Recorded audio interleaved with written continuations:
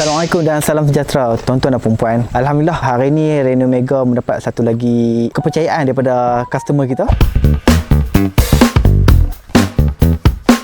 Kepercayaan daripada customer ni bukan customer sebarangan, customer biasa. Customer ni adalah customer sahabat baik saya sendiri, iaitu saya panggil dekat dia Iman. Okey, Man. Hai Man. Okey, ni sahabat baik saya. Dah anak pokok tiang ni. Tak tiang. Tunjuk dekat sini ya. Macam yang berarti sana lubang lah. Ayat tu pula ke sana. Kalau you ambil dia tak mau tarik lagi, dia buat lapor retail.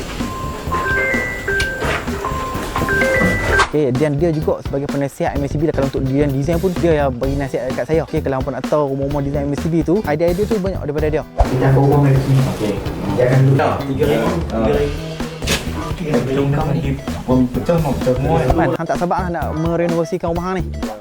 Sebelum ni bekerja sama dengan orang lain kan, tapi dia punya feedback tak pernah cantik. Lepas ni kita tengoklah dengan main ICB punya air tangan sendiri kat rumah saya sendiri. Iman ni nak beritahu tuan-tuan, okey, dia akan bagi review yang paling jujur sekali. Sebab dulu beli kat dia kata memang jamban tu sistem dia macam tu. Saya bagi tahu lah HVAC tu.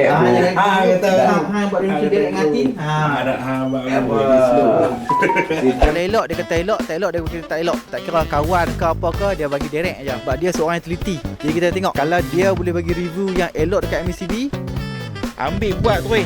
Ada duit tak ada duit tak payah buat memang tak boleh lah. mudah-mudahan kita tengoklah hasil dia nanti insya-Allah. Okey. Okay, Man.